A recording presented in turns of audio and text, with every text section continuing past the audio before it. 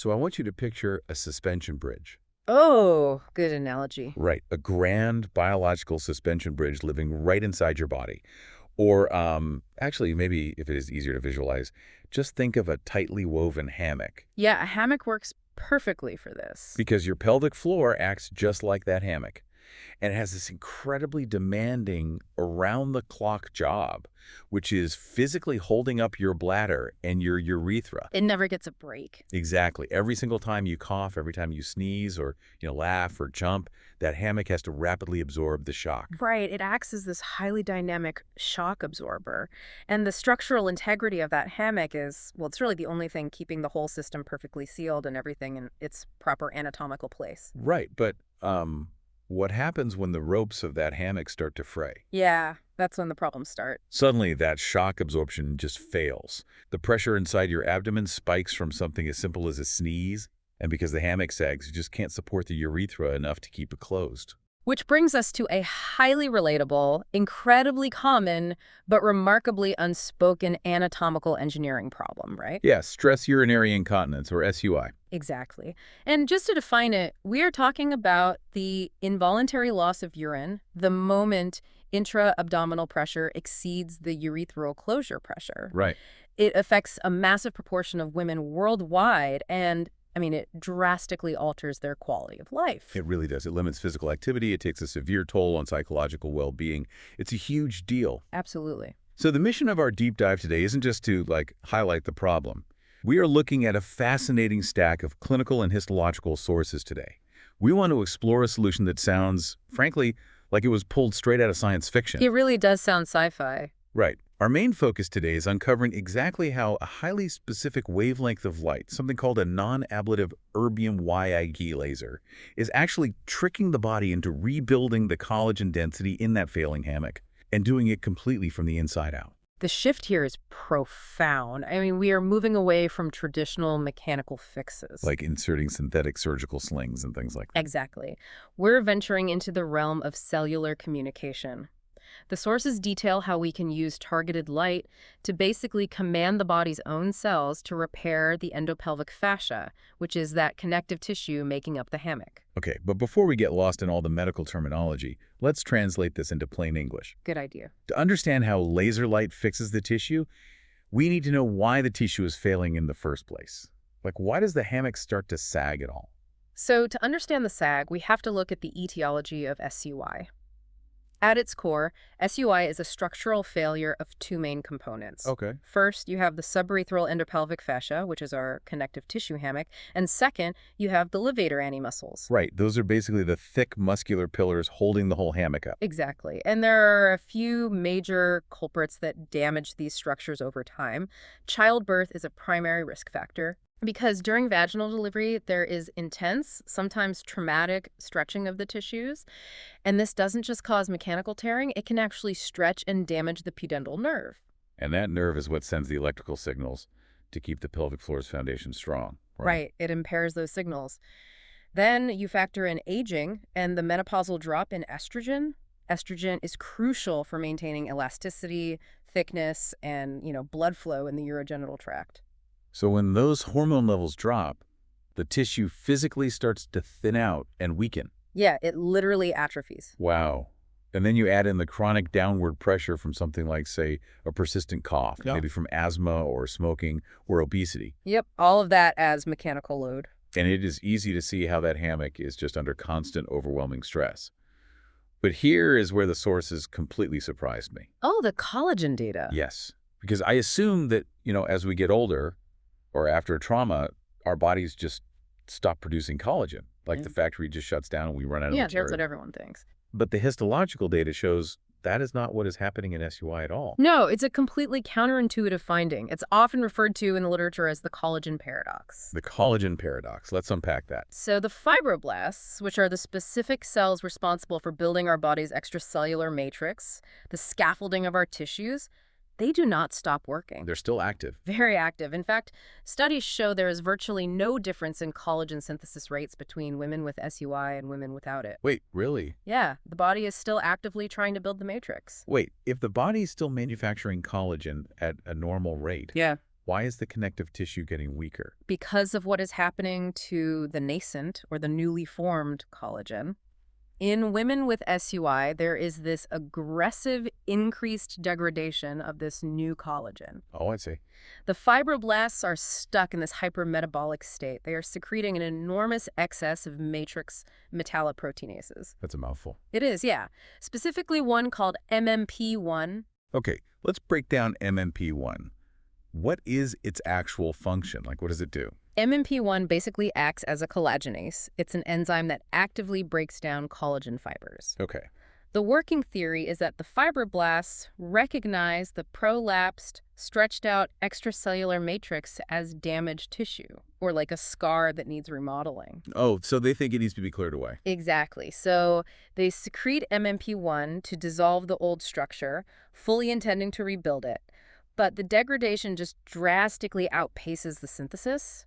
They are destroying tissue way faster than they can replace it. Wow. So it's not that the factory stopped making bricks. It's like someone is sneaking in at night and smashing them faster than they can be laid. That is a perfect analogy. Or you could think of it like a frantic city repair crew trying to fix a pothole, but they just keep jackhammering the fresh asphalt before it can dry. Because they think the road is still broken. Right. They're trapped in this completely destructive loop. That is wild. It is. And the net result is a massive reduction in total collagen content. And it gets worse, honestly, because it alters the ratio of type 1 to type 3 collagen in the tissue. What's the difference between those two? Well, type A collagen is the strong, highly organized, rigid, high tensile steel of the body. Type 3 is much more mature. It's disorganized, and it's flimsy and elastic. Okay, so you want type I for support. Exactly.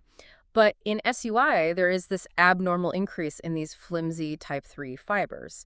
So this makes the tissue even weaker and entirely incapable of providing firm, rigid support to the urethra. Which brings us to the driving question of this deep dive. Yeah. If the body is actively trapped in this cycle of destroying its own structural support, how do we intervene? Right. Like, how do we tell that cellular repair crew to put down the jackhammers and actually fortify the road? Well, if the problem is active degradation fueled by a faulty cellular feedback loop, the solution requires a total cellular reboot. Yeah. We have to shock the system into a productive healing response without causing any further mechanical damage. And this brings us to the non-ablative Erbium YAG laser. Okay, I have to pause you there because the word laser carries a lot of baggage. It definitely does. Right. When you hear that word, the immediate association is a sci-fi weapon, or in medicine, you think of cutting, burning, and vaporizing tissue. Like LASIK or something. Yeah. So blasting delicate, already failing vaginal tissue with a laser sounds like a terrible idea. How does that not just cause more damage to a hammock that is already fraying? It's a very natural assumption to make, but it entirely comes down to the precise physics of this specific light.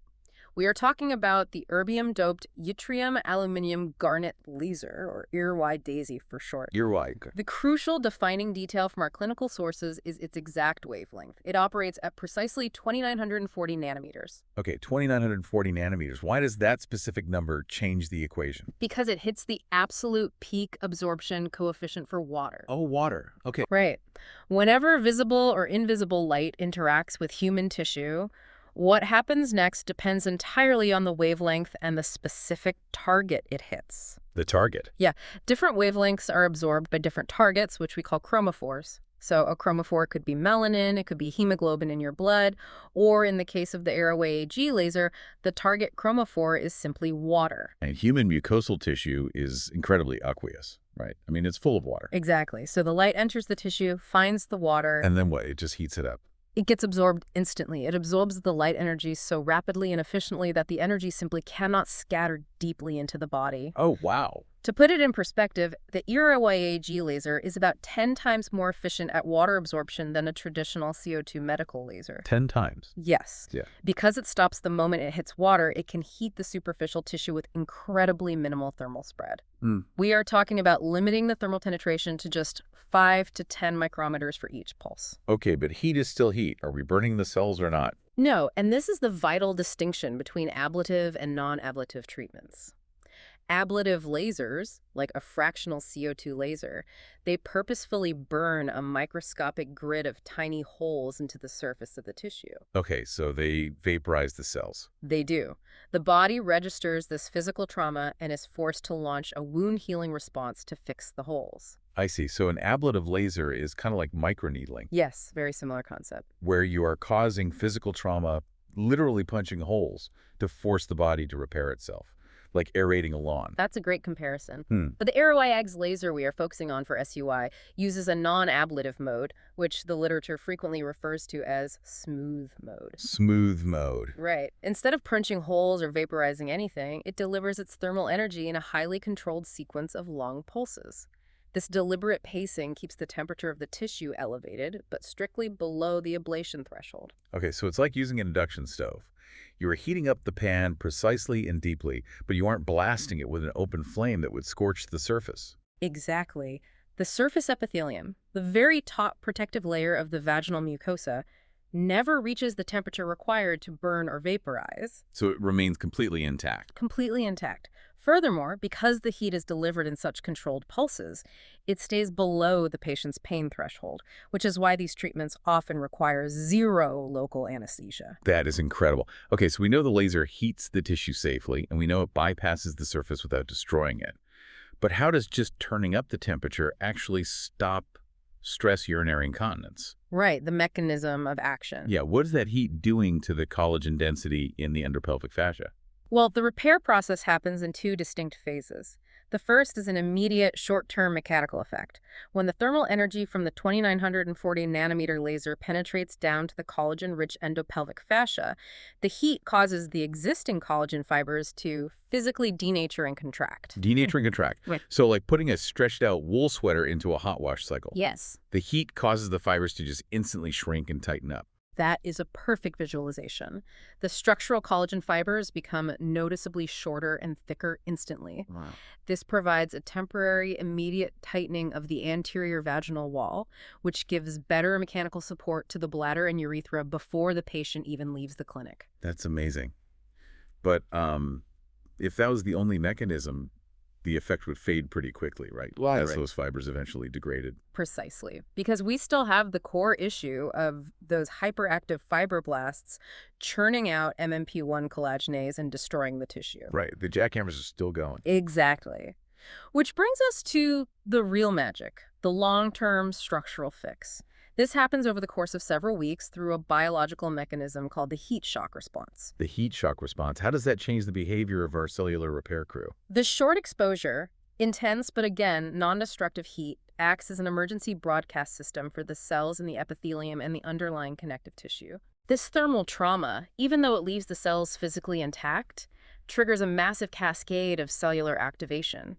It reboots the fibroblasts. So the heat stimulates the upregulation of heat shock proteins. Yes, and it fundamentally alters the expression of various genes related to tissue remodeling and wound healing. So the heat is basically snapping the fibroblasts out of their destructive loop. It's telling them to stop tearing down the road and start laying down new pavement. Yeah, it promotes fibroblast proliferation, meaning we recruit more builder cells to the site. And more importantly, it shifts their behavior entirely toward neocollagenesis. Neocollagenesis, that's the synthesis of brand new, healthy collagen fibers, right? Exactly. Specifically, that strong, high-tensile type-A collagen we talked about earlier. And the regenerative cascade doesn't stop with collagen. It also triggers neoangiogenesis. Neoangiogenesis, that is the creation of new blood vessels. Right. The heated tissue actively builds a new microcirculation network. This brings a fresh supply of oxygen and nutrients to the area, which supports the newly active fibroblasts. Which helps restore the natural elasticity and thickness of the entire mucosal layer that was lost due to aging or estrogen depletion. Exactly. And the histological evidence in our sources backing this up is just staggering. It is not just theoretical. Researchers actually took punch biopsies from the urethrovesical junction after patients underwent this non-ablative laser treatment. The tissue samples don't lie. No, they don't. Under a microscope, they found that the volume density of blood capillaries increased by 61%. That level of revascularization in previously atrophic thinning tissue is remarkable. I mean, Yeah. it is a complete revitalization of the tissue bed. And the thickness of the epithelial layer itself increased by 65%. The tissue is literally growing thicker, richer, and denser. It's directly reversing the structural thinning that causes the hammock to fail. Right. We are looking at objectively measurable structural remodeling. The collagen undergoes massive reorganization. The epithelium sheds its degenerated cells and builds a significantly thicker, healthier barrier. And the supporting fascia regains its tensile strength. Exactly. The biological suspension bridge is basically outfitted with brand new high-tension steel cables built by the body's own cells. That is just so cool. But okay, a 65% thicker epithelial layer is a fantastic statistic under a microscope. Sure. But for our listener who is dealing with SUI, someone who might be, terrified to laugh at a dinner party or go for a run, how does this cellular reboot translate to the real world? Right. Does a thicker mucosa actually equal a dry pair of pants? Exactly. Well, the clinical outcomes translate very well. Across the multiple studies provided in our sources, we see healing or significant improvement rates ranging from 38 to 78% at the 6-month follow-up marks. Okay, a jump from 38 to 78% is a fairly wide range. Why such a variance? It reflects the varying severities of SUI among different patient populations, as well as age differences and just the baseline health of the tissue. That makes sense. But across the board, the study shows statistically significant reductions in standardized incontinence questionnaire scores. Furthermore, there are measurable objective reductions in urine leakage during standardized 1-hour pad weight tests. Okay, so the non-ablative treatment effectively and safely improves SUI symptoms for the vast majority of mild to moderate patients. It really does. I mean, this sounds almost too good to be true. No incisions, no anesthesia, no surgical mesh. You just shine a specific wavelength of light and the incontinence improves. It's a huge step forward. But is there a catch? Like, does it permanently cure everyone?